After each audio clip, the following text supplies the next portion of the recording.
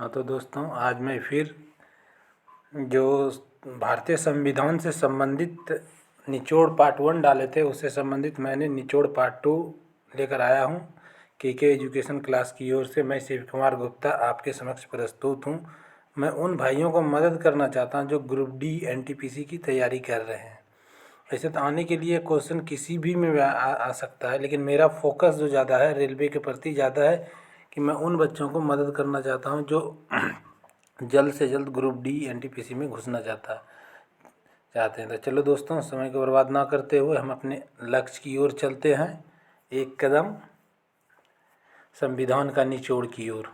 तो पहला क्वेश्चन है दोस्तों, पूछ रहा है सिंधी भाषा को इसमें कब जोड़ा गया, मतलब सिंधी भाषा को संविधान में कब जोड़ा गया। तो 1967 में जोड़ा गया था दोस्तों, याद रखना। फिर पूछ रहा है कोंकणी, मणिपुरी और नेपाली भाषा को कब जोड़ा गया। ये 1992 में, ये सभी आता है। तो भाषा से संबंधित क्वेश्चन है दोस्तों, पूरा याद कर लीजिए। नेक्स्ट क्वेश्चन है मैथिली, संथाली, डोगरी, बोरो, इनमें से किसे इसमें कब जोड़ा गया, सबको संविधान में कब जोड़ा गया। तो 2004 में इसको जोड़ा गया था। संविधान में 9वीं अनुसूची कब जोड़ी गई, पूछ रहा है संविधान में 9वीं अनुसूची कब जोड़ी गई। तो संविधान में 9वीं अनुसूची प्रथम संविधान संशोधन 1951 में जोड़ा गया था दोस्तों। तो नेक्स्ट क्वेश्चन की ओर चलते हैं हम। नेक्स्ट क्वेश्चन है दोस्तों कि 9वीं अनुसूची में किसका उल्लेख किया गया। जो संविधान में 9वीं अनुसूची जोड़ा गया उसमें किसका उल्लेख किया गया तथा राज्यों द्वारा संपत्ति के अधिग्रहण की विधियों का जो उल्लेख किया गया था। नेक्स्ट क्वेश्चन है दोस्तों, किस अनुसूची में सम्मिलित विषयों को न्यायालय में चुनौती नहीं दी जा सकती है। पूछ रहा है दोस्तों, ऐसा कौन सा विषय है जिसे न्यायालय में चुनौती नहीं दी जा सकती है, वो किस अनुसूची में है। तो वो 9वीं अनुसूची में है दोस्तों। नेक्स्ट है दोस्तों, वर्तमान में 9वीं अनुसूची में कितने अधिनियम है।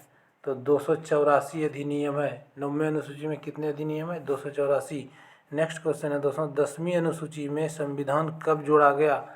तो 52वां संविधान संशोधन 1985 में जोड़ा गया है दोस्तों। नेक्स्ट क्वेश्चन है,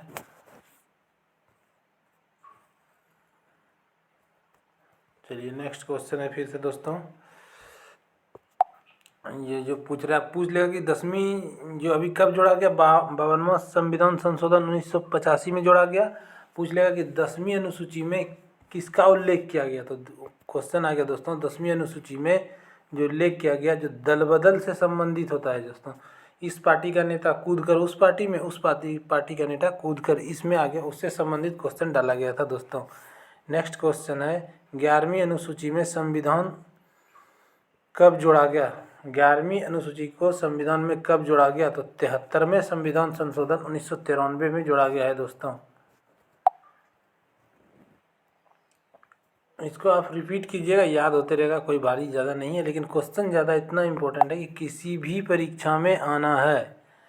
नेक्स्ट है दोस्तों, 11वीं अनुसूची में किसका उल्लेख है। 11वीं अनुसूची में पंचायती राज का उल्लेख है दोस्तों। नेक्स्ट है, 11वीं अनुसूची में कितने विषय हैं, 29 विषय हैं दोस्तों। नेक्स्ट है, 12वीं अनुसूची को संविधान में कब जोड़ा गया। तो 12वीं अनुसूची को दोस्तों 74वें संविधान संशोधन 1993 में जोड़ा गया था। पूछ रहे दोस्तों कि 12वीं अनुसूची में किसका उल्लेख है। तो 12वीं अनुसूची में शहरी क्षेत्र के स्थानीय स्वशासन संस्थानों का उल्लेख है। फिर क्वेश्चन है दोस्तों कि 12वीं अनुसूची में कितने विषय हैं। तो 12वीं अनुसूची में 18 विषय हैं। ये तीनों चीज़ पूछ रहा है एक एक क्वेश्चन में दोस्तों, कितने विषय हैं, क्या काम था, कब जोड़ा गया। तो ये सभी चीज़ को पढ़ लेना है, और कौन सा क्वेश्चन आएगा ये कोई जान नहीं रहा, लेकिन आना है। संविधान से तो बहुत इम्पोर्टेंट क्वेश्चन दोस्तों। भारतीय संविधान का स्वरूप कैसा है। पूछ रहा है कि भारतीय संविधान का स्वरूप कैसा था। संरचनात्मक, संरचना जो है दोस्तों संगठनात्मक है। फिर क्वेश्चन है, भारतीय संविधान का अभिभावक कौन है। सर्वोच्च न्यायालय। भारत के संविधान में संघीय शब्द की जगह किन शब्दों का स्थान दिया गया है? राज्यों का संघ। जो दोस्तों दिया गया संघीय की जगह किसको शब्द को दिया गया? तो भारत राज्यों का संघ है। नेक्स्ट क्वेश्चन है, भारतीय संविधान की संरचना किस प्रकार की है? नम्न और अनम्य है दोस्तों, मतलब लचीला भी है और लचीला भी है। नेक्स्ट क्वेश्चन है दोस्तों, भारतीय संघवाद को किसने सहकारी संघवाद कहा? तो ऑस्टिन ने कहा था दोस्तों। नेक्स्ट है दोस्तों, भारत में वैध प्रभुसत्ता किसमें निहित है? तो ये है दोस्तों संविधान में। नेक्स्ट क्वेश्चन की ओर चलते हैं दोस्तों। पूछ रहा है दोस्तों, भाषा के आधार पर राज्य का पुनर्गठन उचित है या नहीं, इसकी जांच के लिए संविधान सभा के अध्यक्ष राजेंद्र प्रसाद ने किसकी अध्यक्षता में एक आयोग की नियुक्ति की गई थी? भाषा के आधार पर राज्य का गठन सही है कि नहीं, ये राजेंद्र प्रसाद की अध्यक्षता में एक गठन किया गया था। वो किसकी अध्यक्षता में आयोग नियुक्त की गई थी? वो था S.K. धर साहब। पूछ सकते, बहुत अच्छा दोस्तों। इसके और संबंधित क्वेश्चन है, बोल रहा है S.K. धर आयोग ने क्या निर्णय लिया? जो उस समय गठन किया था वो क्या निर्णय लिया? तो ये निर्णय लिया है दोस्तों, भाषा के आधार पर राज्यों का पुनर्गठन का विरोध और प्रशासनिक सुविधा के आधार पर राज्यों का गठन का समर्थन किया था। ये दोस्तों S.K. धर साहब ने भाषा के आधार पर नहीं माना, प्रशासनिक आधार पर ये माना राज्यों को। तो नेक्स्ट क्वेश्चन है दोस्तों हमारा, जो धर साहब थे, धर आयोग के निर्णयों की परीक्षा करने के लिए कांग्रेस कार्य समिति ने किन लोगों को का एक समिति गठन की? तो ये समिति जो गठन की थी दोस्तों, जवाहरलाल नेहरू था, वल्लभ भाई पटेल और पट्टभी सीतारमैया। चलिए नेक्स्ट क्वेश्चन की ओर चलते हैं दोस्तों।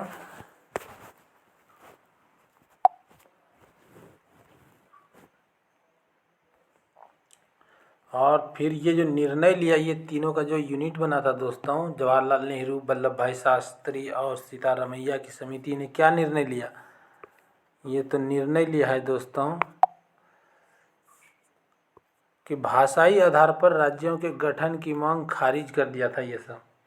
तो नेक्स्ट है क्वेश्चन फिर, जवाहरलाल नेहरू, वल्लभ भाई पटेल और पट्टभी सीतारमैया की समिति के रिपोर्ट के बाद किसने आंदोलन प्रारंभ किया?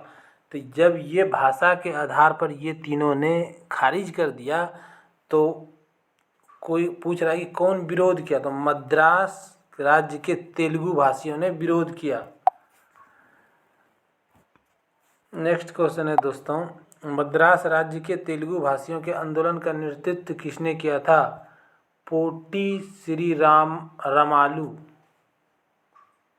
ये विरोध इतना किया था कि आमरण अनशन के कारण इसका मौत हो गया था दोस्तों। ये क्वेश्चन पूछता है कि श्री रामालू की मृत्यु कब हुई थी? 56 दिन भूखा रहा था। 56 दिन के आमरण अनशन के बाद 15 दिसंबर 1952 को इनकी मौत हो गई थी।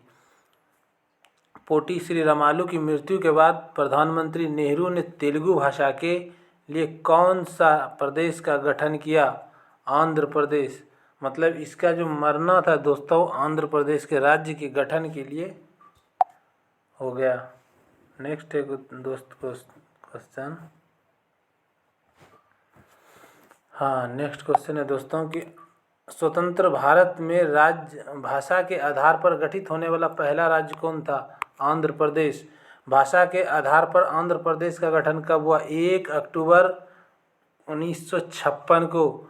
उस पूछेगा दोस्तों कि जब बंटवारा हो गया तो आंध्र प्रदेश की राजधानी कहाँ थी? करनूल। उस राज्य पुनर्गठन आयोग के अध्यक्ष कौन थे? फजल अली। ये सब बहुत हॉट क्वेश्चन है दोस्तों, इसलिए मैंने अभी सब्जेक्टिव ना डाल के इससे संबंधित सिर्फ ऑब्जेक्टिव डाल रहे हैं कि किसी भी प्रकार से लड़का को फ़ायदा हो और वो जल्द से जल्द नौकरी की ओर नौकरी ले।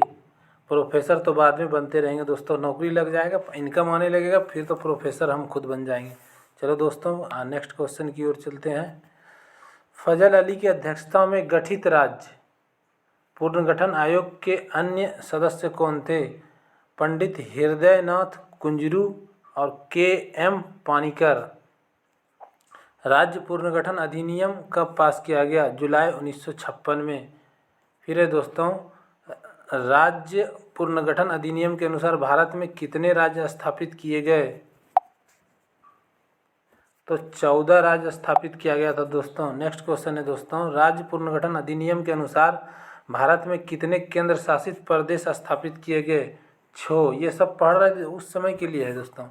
नेक्स्ट, फ्रांस द्वारा अपनी बस्ती पौंडीचेरी, यनाम, चंद्रनगर, केरिकल को भारत को सौंपने की संधि पर हस्ताक्षर कब हुआ? ये सब जो बस्ती था दोस्तों, ये फ्रांस के अधीन था। अब ये वहाँ से भागने लगा तो भारत को देने के लिए बोल रहा है कि हस्ताक्षर संधि पर कब हुआ? तो ये हुआ था 28 मई 1956 को। नेक्स्ट क्वेश्चन है दोस्तों कि पांडिचेरी, जो पांडिचेरी है, पांडिचेरी, यनाम, चंद्रनगर, केरिकल को मिलाकर किसका गठन किया गया?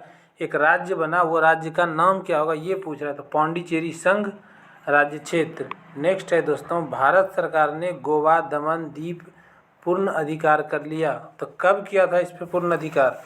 ये पूर्ण अधिकार किया गया था दोस्तों 18 दिसंबर 1961 को। गर्मी बहुत है दोस्तों, पसीना चल रहा है, तो कोई बात नहीं, पढ़ाई पूरी होनी चाहिए। गर्मी तो ख़त्म हो जाएगी जब हमारी नौकरी लगेगी, तो एसी या कूलर सब लगा लेंगे घर में, पैसा का इनकम चालू हो।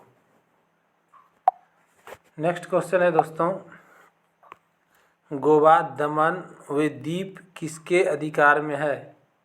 किसके अधिकार में थे? सॉरी दोस्तों, पुर्तगाल के अधिकार में थे। ये जो गोवा था इस पर राज कर रहा था पुर्तगालियों। नेक्स्ट क्वेश्चन है दोस्तों, गोवा, दमन व दीप को प्रथम परिशिष्ट के में शामिल करके भारत का अभिन्न अंग किस संविधान संशोधन में बनाया गया? 12वां संविधान संशोधन में बनाया गया था दोस्तों।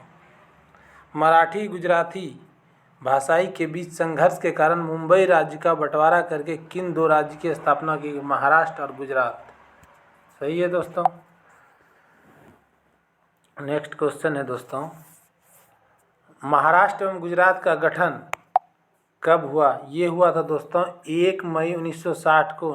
नागा आंदोलन के कारण असम को विभाजित करके किस राज्य का गठन किया गया? तो जब नागा आंदोलन हुआ तो कौन सा राज्य बनेगा? नागा राज्य बनेगा दोस्तों। नेक्स्ट क्वेश्चन है, नागालैंड राज्य का गठन कब हुआ था? 1 दिसंबर 1963 को नागालैंड राज्य का गठन हुआ दोस्तों। नेक्स्ट चलते हैं दोस्तों। नेक्स्ट अब है, पंजाब को विभाजित करके किन 2 राज्यों का गठन किया गया? पंजाब को विभाजित किया भाषाई आधार पर हुआ, पंजाबी अलग और हरियाणी जो हिंदी बोलता था वो अलग। तो कह रहा है फिर क्वेश्चन, पंजाब हरियाणा का कब गठन किया गया? 1 नवंबर 1966 को दोस्तों। नेक्स्ट क्वेश्चन है, हिमाचल प्रदेश को पूर्ण राज्य का दर्जा कब दिया गया? 25 जनवरी 1971 को। पढ़ाई होना चाहिए दोस्तों, बीच में ये सब कुछ नहीं बात होना चाहिए, नहीं तो दूसरे चैनल पे देखते हैं पढ़ाने से ज़्यादा शेयर करो, ये करो, लाइक करो, वो मन होगा तो कर दीजिएगा लास्ट में दोस्तों। नेक्स्ट क्वेश्चन है, मणिपुर, त्रिपुरा एवं मेघालय को पूर्ण राज्य का दर्जा कब दिया गया? ये दिया गया था दोस्तों 21 जनवरी 1972 को। नेक्स्ट है दोस्तों, सिक्किम भारत का राज्य कब बना? 26 अप्रैल 1975 को। नेक्स्ट है दोस्तों, सिक्किम भारत का कौन सा राज्य बना? ये 22वां राज्य बना था दोस्तों। नेक्स्ट क्वेश्चन है दोस्तों, मिजोरम एवं अरुणाचल प्रदेश को पूर्ण राज्य का दर्जा कब दिया गया? 20 फरवरी 1987 को। फिर है दोस्तों, गोवा भारत का 25वां राज्य बना कब? 30 मई 1987 को। छत्तीसगढ़ जो बना हाल फिलहाल में दोस्तों, उसको पूछ देगा छत्तीसगढ़ कब राज्य बना? 1 नवंबर 2000 को। छत्तीसगढ़ भारत का कौन सा राज्य बना? 26वां। उत्तरांचल प्रदेश कब बना? 9 नवंबर 2000 को। फिर ये पूछेगा ये कब है, तो नेक्स्ट क्वेश्चन है, उत्तराखंड भारत का कौन सा राज्य? 27वां। फिर झारखंड बटा था जो बिहार से बटा था दोस्तों, झारखंड का बंटवारा 15 नवंबर 2000 को हुआ था, ये बना था 28वां राज्य दोस्तों। तो वर्तमान में पूछता है कि कितने राज्य थे? उस समय तो राज्य कितने थे? हो गए थे वर्तमान उस समय में 29 राज्य हो गया। फिर बंटवारा हुआ है दोस्तों तेलंगाना, ये तेलंगाना जो दोस्तों फिर बंटवारा हुआ, भारत में एक राज्य बना आंध्र प्रदेश से टूटकर तेलंगाना। तो आप इससे संबंधित क्वेश्चन थोड़ा देख लीजिएगा दोस्तों। ये जो वर्तमान में पूछ रहा है 29 राज्य है, अब आपको थोड़ा देखना पड़ जाएगा और देख के कमेंट कर दीजिएगा दोस्तों हमें। चलिए नेक्स्ट चलते हैं। भारत में जो पूछ रहा है 29वां राज्य कौन बना, तो भारत का 29वां राज्य बना था तेलंगाना। फिर एक और कांड हो गया दोस्तों, जम्मू कश्मीर से 370 हट गया, तो फिर राज्य की संख्या घटा बढ़ा और केंद्र शासित बन गया कुछ राज्य, तो उसमें भी हुआ दोस्तों। तो इसलिए ये करेंट एकदम जानते रहना है। चलिए नेक्स्ट क्वेश्चन, तेलंगाना कब राज्य बना? 2 जून 2014 को तेलंगाना एक राज्य का रूप ले लिया था दोस्तों। नेक्स्ट क्वेश्चन, तेलंगाना का गठन किस राज्य से विघटन करके किया? तो तेलंगाना किससे अलग हुआ था? आंध्र प्रदेश से। नेक्स्ट क्वेश्चन है दोस्तों,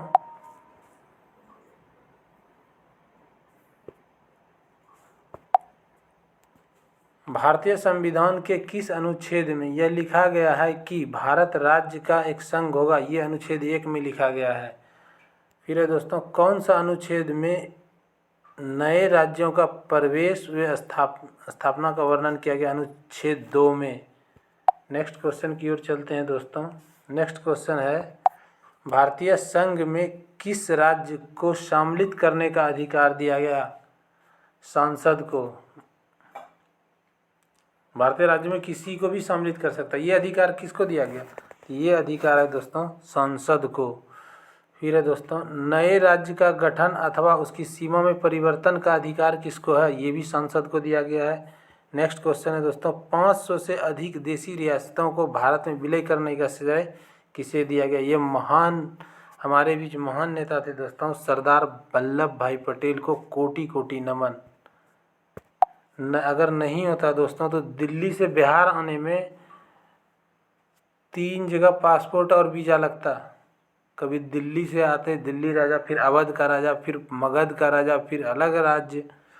तो चलो, सरदार वल्लभ भाई पटेल को कोटि कोटि नमन है दोस्तों, ये भारत को एकत्र करने में बहुत महत्वपूर्ण योगदान दिया। नेक्स्ट क्वेश्चन है दोस्तों, भारतीय संसद किस तरह किसी राज्य के नाम या सीमा में परिवर्तन कर सकती है? सामान्य बहुमत के आधार पर।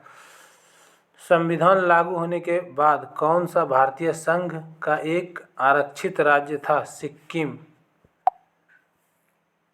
नेक्स्ट क्वेश्चन है दोस्तों, बोल रहा है कि संविधान किस संशोधन द्वारा सिक्किम को पूर्ण राज्य का दर्जा मिला? 35वें संविधान संशोधन के द्वारा सिक्किम को पूर्ण राज्य का दर्जा प्राप्त कर दिया गया। फिर है दोस्तों, नागरिकता प्राप्त करने के लिए शर्त निर्धारित करने वाला सक्षम निकाय कौन सा है? सांसद। नागरिकता कैसे प्राप्त होगा, इसका सक्षम निकाय करने के लिए किसे रखा गया? तो ये सांसद ही है दोस्तों, कि हमारे भारत के आदमी को कैसे नागरिकता दिया जाएगा या लिया जाएगा। तो नेक्स्ट क्वेश्चन है दोस्तों, संविधान में किन अनुच्छेदों में नागरिकता से संबंधित प्रावधान किया गया? जो नागरिकता से प्रावधान है संबंधित दोस्तों 5 से 11 तक है। भारत के नागरिकों को कितनी प्रकार के नागरिकता प्राप्त है? बस एक प्रकार का नागरिकता दिया जाएगा भारत के नागरिकों को। भारत में एकल नागरिकता की अवधारणा कहाँ से ली गई? ब्रिटेन से। पूछ रहे दोस्तों, भारत में एकल नागरिकता दिया वो कौन सा देश से लिया गया था? वो लिया गया था ब्रिटेन से। किस देश में दोहरी नागरिकता का प्रावधान है? ये अमेरिका है दोस्तों, वहाँ दोहरी नागरिकता दिया जाता है। किस अनुच्छेद में मूल अधिकार को परिभाषित दी गई? अनुच्छेद 12 में मूल अधिकार से संबंधित को परिभाषित किया गया है। नेक्स्ट क्वेश्चन है दोस्तों, विधि के समक्ष समता का मूल अधिकार किस अनुच्छेद में है? अनुच्छेद 14 में है दोस्तों। धर्म, मूल वंश, जाति, लिंग, जन्मस्थान के आधार पर विभेद या प्रतिषेध का मूल अधिकार किस अनुच्छेद में है? अनुच्छेद 15 में दिया गया है दोस्तों। मतलब किसी भी प्रकार का ये सब नहीं करना है, ये दिया गया अनुच्छेद 15 में। नेक्स्ट क्वेश्चन है दोस्तों, लोक नियोजन के विषय में अवसर की समानता मूल अधिकार किस अनुच्छेद में है? ये अनुच्छेद 16 में है दोस्तों। इसको छुआछूत बोला जाता है। यहाँ तो दिया है दोस्तों अस्परता, असफलता के अंत का मूल अधिकार किस अनुच्छेद में है? अनुच्छेद 17। यहाँ पूछ देगा छुआछूत के अंत किस अनुच्छेद में? अनुच्छेद 17। उपाधियों के अंत का मूल अधिकारी किस अनुच्छेद में है? अनुच्छेद 18। मतलब कोई भी आदमी अपने नाम के आगे उपाधि लगाएगा, ये इसका अंत क्या गया, ये किस में है? अनुच्छेद 18 में। लेकिन कुछ आदमी को छोड़ा गया, सैनिक जैसे हो गया दोस्तों।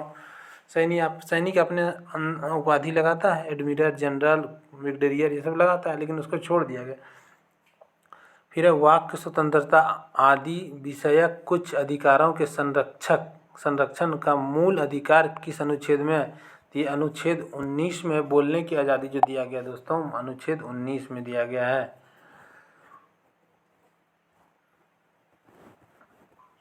बोलने की आज़ादी, ये थोड़ा सा डिस्टर्ब हो गया दोस्तों।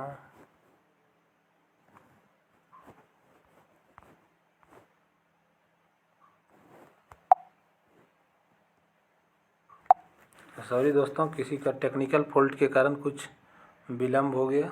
चलिए फिर से पढ़ते हैं। पूछ रहा है कि बोलने की आज़ादी किस में दी गई? ये 19 में है दोस्तों। सूचना के अधिकार, फिर से डिस्टर्ब हो, सूचना का अधिकार का मूल अधिकार किस अनुच्छेद में? अनुच्छेद 19 का में अपराधों के लिए दोष सिद्ध होने के संबंध में संरक्षण का मूल अधिकार जो अनुच्छेद में दिया गया वो अनुच्छेद है 20। नेक्स्ट क्वेश्चन है दोस्तों, प्राण और दैहिक स्वतंत्रता के संरक्षण का मूल अधिकार किस अनुच्छेद में दिया गया? तो वो अनुच्छेद 21 है दोस्तों। शिक्षा के अधिकार मूल अधिकार किस अनुच्छेद में? अनुच्छेद 21 में। शिक्षा मूल अधिकार ये किस अनुच्छेद में है दोस्तों? पूछेगा तो ऑप्शन दे देगा 21, 22, 23, 24। तो अनुच्छेद 21 के को में जो है शिक्षा को मूल अधिकार बनाया गया दोस्तों। फिर कुछ दशाओं में गिरफ्तारी और निरोध के से संरक्षण मूल अधिकार किस अनुच्छेद में? अनुच्छेद 22 में है दोस्तों ये चीज़। नेक्स्ट क्वेश्चन की ओर चलते हैं। गर्मी बहुत ज़्यादा पड़ रही है इधर। मानव के दुर्व्यापार और बालाश्रम मतलब बालाश्रम से प्रतिषेध का मूल अधिकार किस अनुच्छेद में? अनुच्छेद 23 में दिया दोस्तों। कारखानों में बालकों के नियोजन के प्रतिषेध का मूल अधिकार किस अनुच्छेद में? अनुच्छेद 23 में दिया गया दोस्तों। नेक्स्ट क्वेश्चन है दोस्तों, अंतःकरण और धर्म के अबाध रूप से मानने, आचरण और प्रचार करने की स्वतंत्रता का मूल अधिकार किस अनुच्छेद? अनुच्छेद 25।